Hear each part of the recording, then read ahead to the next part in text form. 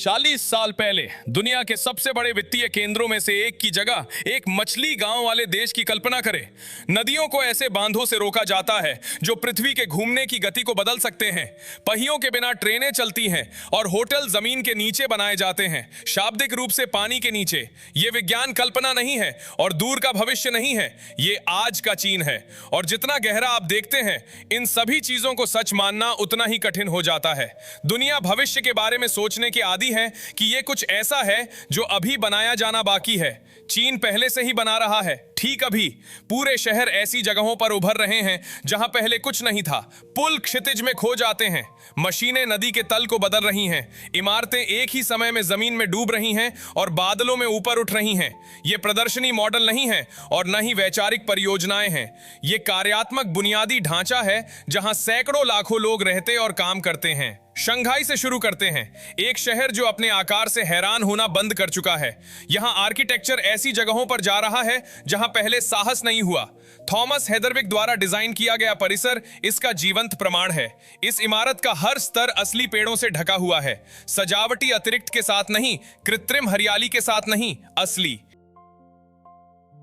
पेड़ों के साथ जो हवा को फिल्टर करते हैं, तापमान को कम करते हैं और कंक्रीट के शहर से जो ले गया है उसे वापस करते हैं। साथ ही आपके सामने जो है वो एक पार्क नहीं है और ना ही एक वनस्पति उद्यान है। ये एक पूर्ण व्यावसायिक, सांस्कृतिक और सामुदायिक केंद्र है। लोग यहाँ खरीदारी करते हैं, काम करते हैं, मिलते हैं और ये सब कुछ पेड़ों की चोटियों के बीच कई मंजिलों में होता है। चीन में नवाचार केवल गति और आकार से नहीं मापे जाते हैं, बल्कि मानव रहने की जगह को फिर से सोचने की क्षमता से भी मापे जाते हैं। जबकि शंघाई शहर की जगह को फिर से सोच रहा है, यीचांग प्रकृति को खुद को फिर से सोचने दे रहा है। थ्री गॉर्जेस डैम, दुनिया का सबसे बड़ा जल विद्युत संयंत्र। इसकी शक्ति 22.5 गीगावाट है। जो जलाशय बनता है वो इतना विशाल है कि इसने नासा का ध्यान आकर्षित किया है। जमा हुए पानी का द्रव्यमान पृथ्वी के घूमने की गति पर एक नगण्य लेकिन वास्तविक प्रभाव डालता है। ये एक रूपक नहीं है, ये भौतिकी ही है। साथ ही बांध नीचे की ओर रहने वाले 400 मिलियन से अधिक लोगों को आपदा स्तर की बाढ़ से बचाता है। लेकिन इस विशालता का एक नकारात्मक पहलू भी है। अगर ऐसी संरचना कभी विफल हो जाए तो परिणाम अभूतपूर्व होंगे। यहाँ इंजीनियरिंग कला अपनी पूर्ण सीमा तक पहुंचती है और पूर्ण जिम्मेदारी लेती है। उसी बांध के उत्तर की ओर एक जहाज लिफ्ट काम करती है। ये 3000 टन तक वजन वाले जहाजों को 100 मीटर से अधिक ऊंचाई तक कुछ मिनटों में उठाता है। नदी यहां बस नहीं बहती, ये ऊपर उठती है। अब हम शंघाई में वापस आते हैं, लेकिन एक अलग हिस्से में। लुजियाजुई वित्तीय जिला आर्किटेक्चर के रूप में महत्वाकांक्षा का एक सांद्रण है। यहाँ की गगनचुंबी इमारतें बस ऊंची नहीं हैं, वे प्रतिस्पर्धा करती हैं और इनके बीच एक स्पष्ट विजेता है। शंघाई टावर 630 मीटर से अधिक ऊंचाई के साथ दुनिया की निर्मित सबसे ऊंची वस्तुओं में से एक। इसका सर्पिल आकार एक फैशन नहीं है, ये एक इंजीनियरिंग कार्य है। ये ज्यामिति हवा के भार को कम करती है और ऊर्जा दक्षता बढ़ाती है। टावर में लिफ्टें दुनिया की सबसे तेज लिफ्टों में से हैं। दर्जनों मंजिलें सेकंड में। शीर्ष से शहर क्षितिज तक फैला हुआ है। कांच, स्टील और प्रकाश का एक महासागर। लुजियाजुई औद्योगिक कचरे के क्षेत्रों से ग्रह के सबसे महत्वपूर्ण वित्तीय केंद्रों में से एक तक कुछ दशकों में अपना रास्ता बना गया है। यहां आर्किटेक्चर इमारतें नहीं बनाता, भविष्य बनाता है। और यह भविष्य उन जगहों पर भी आश्चर्यचकित कर सकता है जहां मनुष्य सोचता है कि उसने सब कुछ देख लिया है। हांगझो में ग्लोब होटल एक नजर न आने वाला सुनहरा गोला शहर के क्षितिज को पहले से ही फिर से परिभाषित कर रहा है। लेकिन एक और अधिक कट्टरपंथी परियोजना है, एक परित्यक्त पत्थर की खदान में बनाया गया होटल। इसकी अधिकांश मंजिलें जमीन की सतह के नीचे डूबी हुई हैं। कुछ कमरे पूरी तरह से पानी के नीचे डूबे हुए हैं। खिड़कियों से पानी के नीचे की दुनिया का दृश्य खुलता है। निर्माण 10 साल से अधिक समय तक चला और 40 पेटेंट प्राप्त तकनीकों के अनुप्रयोग की आवश्यकता थी। इंजीनियरों ने इस परियोजना को गुरुत्वाकर्षण के खिलाफ एक युद्ध कहा। वे जीत गए। शंघाई मैगलेव एक अलग कहानी है। तकनीक जर्मनी में विकसित की गई थी, लेकिन इसे पूरी तरह से नई चीज में बदलने वाला चीन था। ट्रेन की पटरियां स्पर्श नहीं करती, शक्तिशाली चुंबकीय क्षेत्रों के कारण वह उनके ऊपर लटकी रहती है। ये क्षेत्र एक ही समय में ट्रेन को पकड़ते हैं और इसे आगे तेज करते हैं। कोई घर्षण नहीं, लगभग पूर्ण मौन। भूमि परिवहन की अवधारणा को फिर से सोचने वाली एक गति। लेकिन सबसे महत्वपूर्ण बात यह है कि मैगलेव स्वयं एक आकर्षण केंद्र के रूप में नहीं है।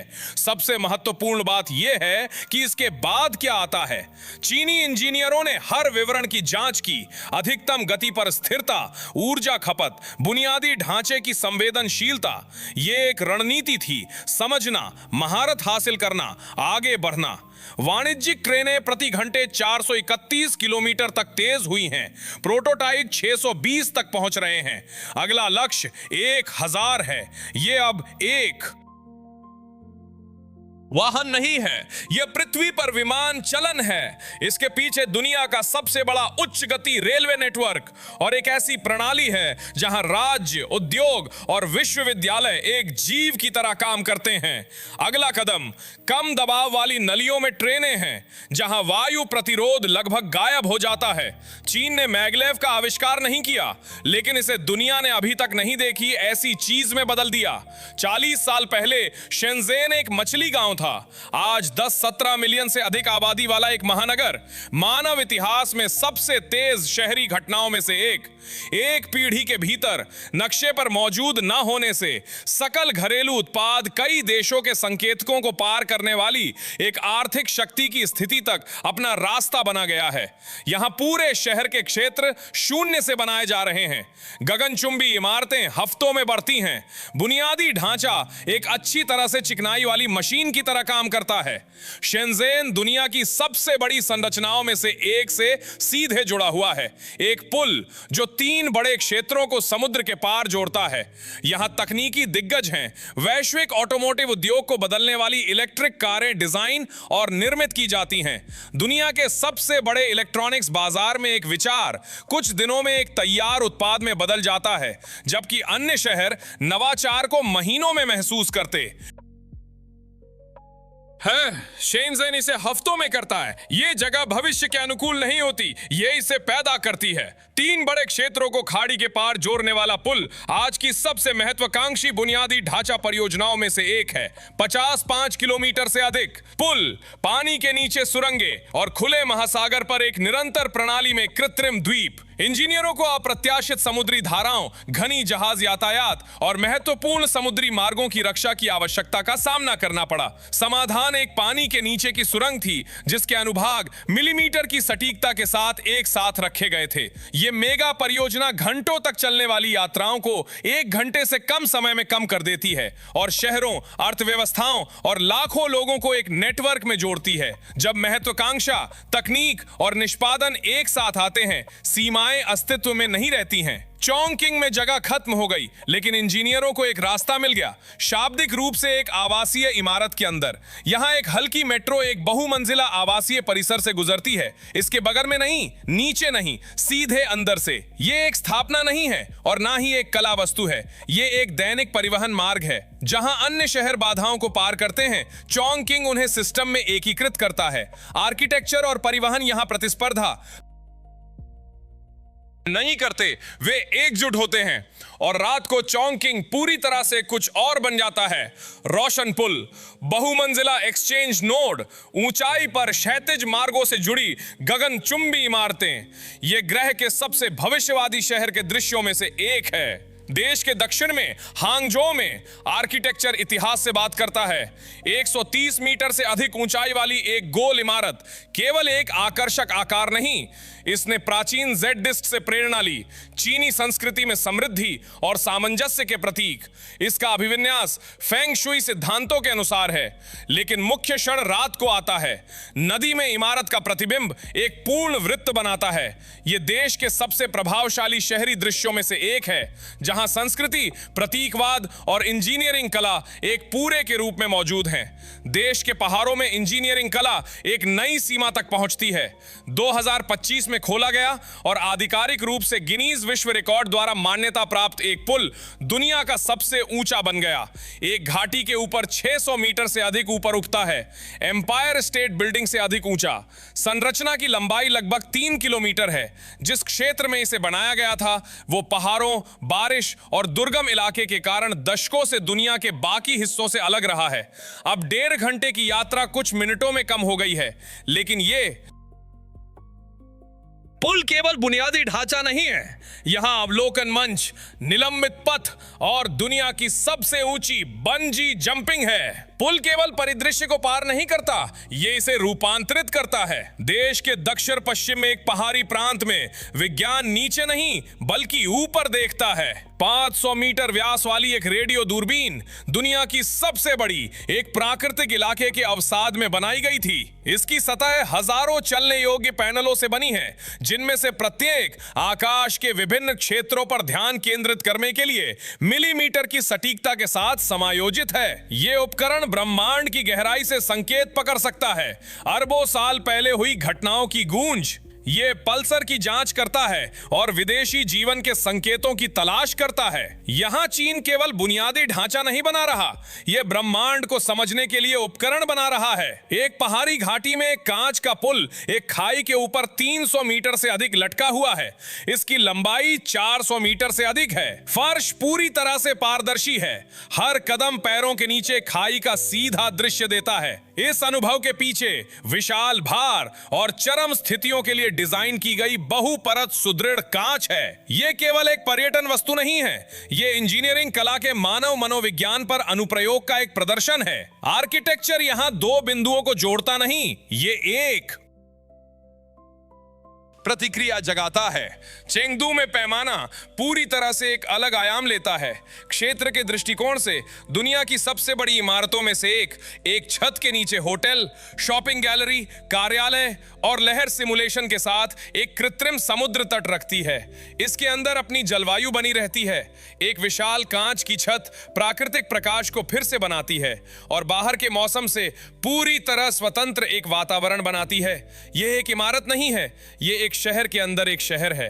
बीजिंग में हमारे समय के सबसे प्रभावशाली आर्किटेक्ट्स में से एक द्वारा डिजाइन किया गया एक परिसर पूरी तरह से सीधी रेखाओं को छोड़ देता है। 4 संरचनाएं कोनों और सीम के बिना एक दूसरे में बहती हैं, जैसे कि हवा से आकार दिया गया हो। रैंप, पुल और मार्ग स्तरों को एक जीव में बांधते हैं। 300,000 से अधिक वर्ग मीटर जहां प्रकाश सफेद घुमावदार सतहों पर खो जाता है। वहां होना मतलब है कि एक ऐसे क्षेत्र में होना जहां भविष्य की नकल नहीं की जाती, बल्कि वह है। देश के उत्तर में सर्दी एक निर्माण सामग्री बन जाती है। हार्बिन में आइस फेस्टिवल मूर्तियों की एक प्रदर्शनी नहीं है, यह सीधे जमी हुई नदी से काटे गए बर्फ के ब्लॉकों से बनाया गया एक पूरा शहर है। महल, मंदिर, टावर लाखों रोशनियों से रोशन रात को अवास्तविक में बदल जाते हैं। -30 डिग्री तक तापमान में गर्मी से खो जाने वाली स्मारकीय अस्थायी संरचनाएं यहां बढ़ती हैं, लेकिन जब तक वे खड़ी रहती हैं, ये ग्रह के सबसे लुभावने दृश्य अनुभवों में से एक है। हुबेई प्रांत में इंजीनियरिंग कला एक अलग रास्ता चुनती है। पैमाने नहीं, सटीकता। प्लेटफॉर्मों के साथ एक तैरता हुआ पुल जो नदी के जल स्तर के साथ ऊपर और नीचे उठता है, एक ऐसी समस्या को हल करता है जहां पारंपरिक निर्माण लगभग असंभव है। कभी कभी प्रगति अधिक बनाना नहीं है, अधिक बुद्धिमानी से बनाना है। और फिर से पहाड़, इस बार एक ऊर्ध्वाधर समाधान के साथ। सीधे चट्टान में गड़ी एक लिफ्ट लोगों को सेकंड में 300 मीटर से अधिक ऊपर उठाती है।